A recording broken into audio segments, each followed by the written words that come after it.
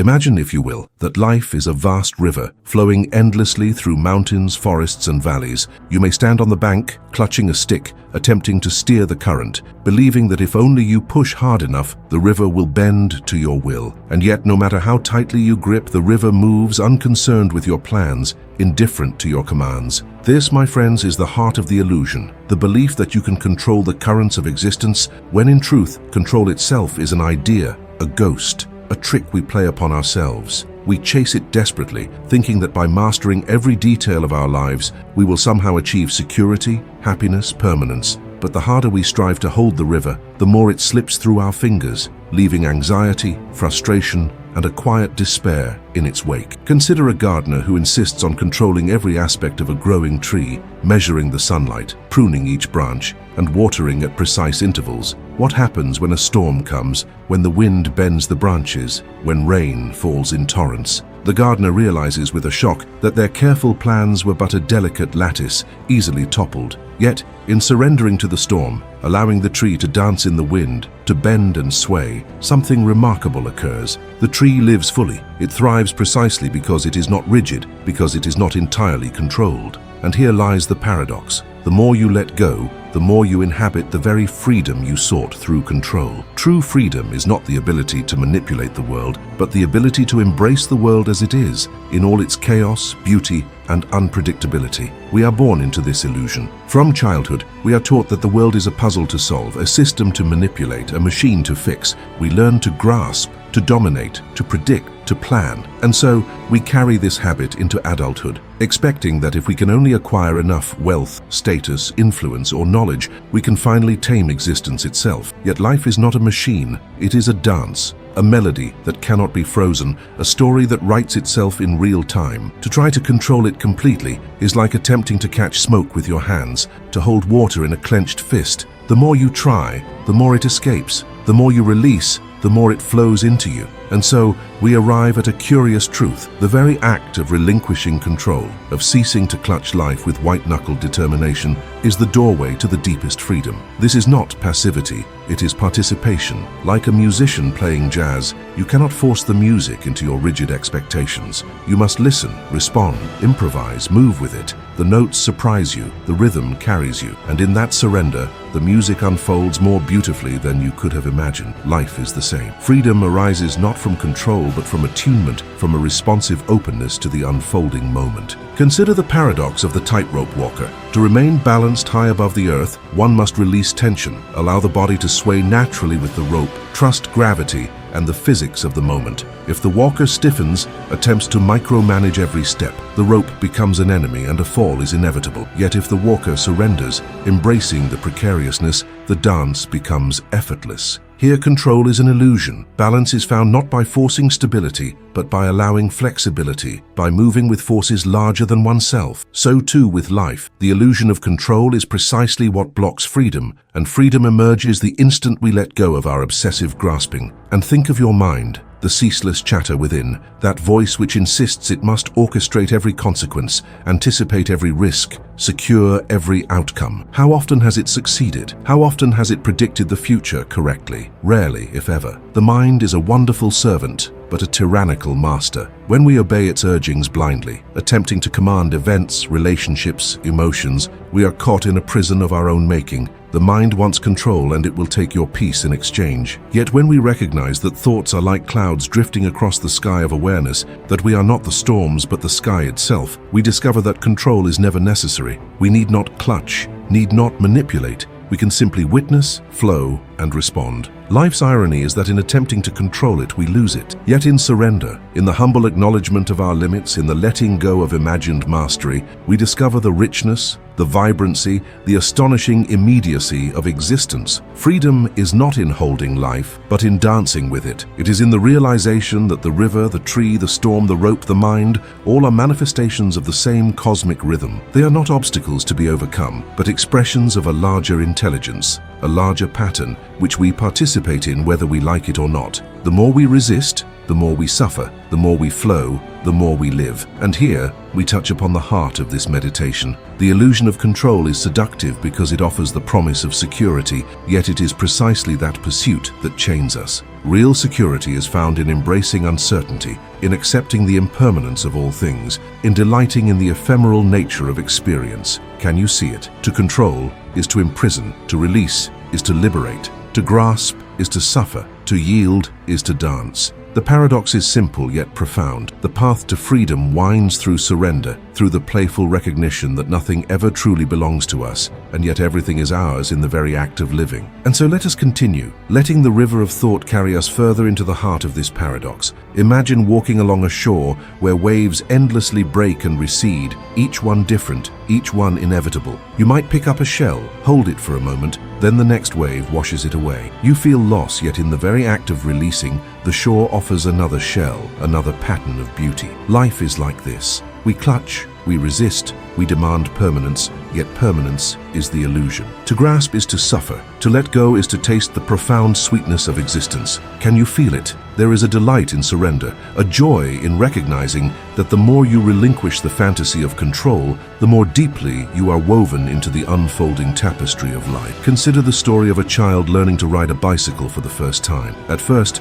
the child grips the handlebars with all their might, rigid, fearful, anxious about falling. The parent runs alongside, offering encouragement, yet the child is certain that balance comes from effort alone. And then, in a moment of clarity, the child relaxes, lets the body sway, trusts the motion, and suddenly, without realizing it, they are flying. The secret was never the control, but the willingness to surrender, to trust the process, to let the natural dynamics of motion carry them. Life in every moment is exactly this, a dance between effort and surrender, action and acceptance, will and trust. Now, let us turn inward, to the mind itself, that tireless administrator of illusions. How often do we plan, calculate, organize and worry, imagining that these mental exercises give us dominion over reality? We imagine that, if we predict carefully enough, the future will yield to our designs. But the future is a living thing, unpredictable, ever-shifting, like smoke rising from a fire or wind rippling across a pond. To try to control it is to clutch at the air, to trap water in a net. Yet when we release our need to control, when we allow thoughts to arise and fall without attachment, we discover a profound ease. The mind becomes a clear mirror, reflecting the world without distortion. And in this reflection we find freedom, not from circumstances but from the tyrannical insistence that things must be otherwise than they are. Think of a kite soaring high in the sky, tethered to the earth by a thin string. The kite dances with the wind, rising, dipping, spinning, yet it remains connected. The flyer on the ground does not control every twist and turn. They merely guide, release, and adjust. The kite's freedom depends upon this delicate balance of letting go and staying connected. Life is exactly like this. We are both kite and flyer, part of the wind and yet grounded, subject to forces beyond our grasp, yet intimately connected to the moment. Freedom emerges precisely in the tension between these opposites, between surrender and engagement, between yielding and acting. Perhaps you notice even now a subtle resistance. The idea of letting go can feel threatening, as if relinquishing control will leave you vulnerable, exposed to chaos. And indeed, there is a risk, but the risk is precisely the point. Life is not meant to be fenced, caged, or fixed. Life is a song, a dance, a river, and it can only be experienced fully when we stop insisting upon mastery. By letting go, we paradoxically gain the ability to move fluidly, to respond, to create, to live. The illusion of control keeps us shackled to fear. Freedom is discovered in embracing the dance itself, in saying yes to the unknown, in trusting the vast intelligence that orchestrates the cosmos. Now let me offer a simple practice, not as a prescription, but as a meditation in living. Begin each day with a moment of surrender, however brief. Close your eyes and recognize that the day will not unfold according to your designs. Thoughts will arise, events will surprise, people will act unpredictably, and yet within this uncertainty, there is space, there is life, there is possibility. Feel your body, your breath, the rhythm of your being. Notice that even in the absence of control, you are alive, awake, participating in something vast and mysterious. This is the doorway. Step through it, and you will find that the more you release, the more fully you inhabit the present, the more deeply you taste the richness of existence. And so we return finally to the river, the wave, the kite, the bicycle. All are metaphors, yet they are also truths. Life cannot be captured, frozen, or commanded. It cannot be held tightly or owned. But in the act of surrender, in the gentle acknowledgement of our limits, we discover an intimacy with the world that is beyond control, yet infinitely more satisfying than any mastery could ever be. The illusion of control, it turns out, is the very doorway through which freedom enters. By letting go, by trusting, by dancing with the currents rather than opposing them, we find that life is not a puzzle to be solved, but a mystery to be lived, a song to be sung, a river to be swum. Let us continue, letting the mind drift into the subtle textures of daily life, where the illusion of control manifests most vividly. Consider your relationships, the people you love, the people you fear, the people who enter your life unbidden. How often do we attempt to manipulate their moods, guide their choices, predict their reactions, believing that control will secure our happiness? And yet, people are like flames in the wind, moving unpredictably, illuminating and flickering in ways we cannot dictate. The more we try to hold them to our designs, the more we suffocate the warmth, the vitality, the life that attracted us in the first place. But when we release the need to control, when we allow others to be themselves fully, something remarkable happens. Connection deepens, spontaneity arises, and love flows freely, unencumbered by expectation. True freedom is relational. It emerges in the delicate dance between surrender and engagement. Think of a gardener again, but now the garden is a human heart. You may plant seeds of kindness, water them with attention, nurture them with care, but you cannot compel the flower to bloom on your schedule. The bloom comes in its own time, in its own rhythm. And yet, paradoxically, the freedom of the gardener, the freedom of the heart, is not diminished by this surrender. It is amplified. You are no longer a warden, you are a participant in the dance of growth, attuned to rhythms larger than yourself. Every attempt to control tightens the grip of tension. Every release opens a channel for life to flow. To live fully is to embrace this rhythm, to understand that life's beauty resides not in permanence, but in transience, not in control, but in responsive harmony. And work too is an arena where we cling desperately to control. We structure our days, create schedules, micromanage tasks, believing that order equals safety. But life is never fully predictable. Unexpected events arise, projects fail, opportunities shift. The more rigidly we try to enforce our plan, the more brittle we become. Yet the moment we loosen our grip, we discover a new flexibility, a creative responsiveness that allows us to navigate challenges with grace. Like a jazz musician improvising over a chord progression, we must learn to listen, adapt, and participate in the unfolding music rather than impose a rigid score. In work, as in life, freedom comes not from control but from attunement. Now consider emotions, the invisible currents that course through the body, rising and falling like tides. We attempt to control anger, to regulate fear, to command joy, as if these feelings were obedient servants. But emotions are not objects, they are experiences, processes, movements of energy within consciousness. To control them forcibly is to struggle against life itself. Yet paradoxically, when we observe them without resistance, when we allow them to flow, acknowledge them without judgment, they move through us and dissolve naturally. Anger softens, fear disperses, joy emerges spontaneously. Here too, the illusion of control gives way to freedom, not the freedom to eliminate feelings, but the freedom to experience them fully, without attachment or repression. Let us now touch upon the greatest paradox of all, death. The ultimate uncontrollable, the inevitability that looms over every life. How many lives are spent resisting this truth, attempting to postpone it, deny it, control its approach? And yet death is not an enemy. It is a teacher. It reminds us of the fragility, the impermanence, and the preciousness of each moment.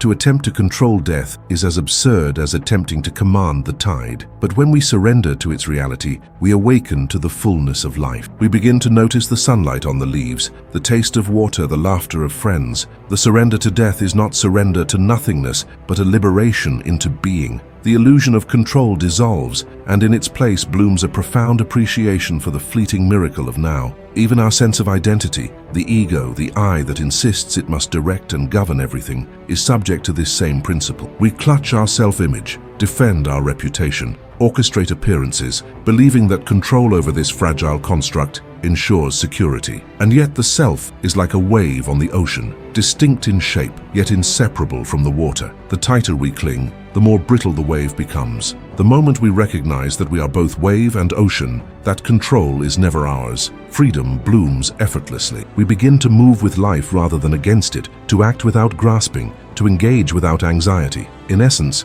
letting go of control is letting go of the false self, and in doing so, we discover the timeless self, the being that is neither anxious nor grasping, neither clinging nor fleeing, but simply present. And now let us meditate on the simplicity of this truth. Freedom is not something to attain, something to achieve, something to manufacture through effort. It is the natural state that emerges when we cease the futile struggle to dominate, when we release our compulsive grasping, when we trust the unfolding of life. Like a bird taking flight, freedom is inherent. It only requires that we open our wings, release the weight of fear, and allow the wind of existence to carry us. The paradox is exquisite. By giving up the illusion of control, we gain everything. By surrendering, we are empowered. By letting go, we soar. And so let us drift now into the final reflection, where the full implications of this paradox, the illusion of control as the doorway to freedom, begin to settle like sunlight on water. Imagine for a moment that you are a dancer on a stage without a script, the music rising and falling in rhythms you cannot predict. You might feel panic, the desire to memorize every step, to orchestrate each gesture. And yet the moment you release that compulsion, the moment you allow your body to respond naturally to the music, the dance becomes effortless, luminous, and alive. Life is always like this. The more we attempt to control it, the more strained and artificial our movements become. The more we let go, the more authentically we flow, and in that flow, freedom reveals itself. Think of the sky at twilight. You cannot command the sun to linger, nor the clouds to part. You may wish for a perfect sunset, but the perfection is never in your grasp. Yet if you watch attentively, if you surrender your desire to control, the colors, the light, the subtle shifts in atmosphere astonish you with a beauty you could never have produced. In this surrender, in this attentive openness, life becomes art, a living painting that unfolds before your eyes without resistance. The illusion of control is seductive because it promises mastery and safety, yet it blinds us to the artistry of existence that is always present when we stop trying to dominate.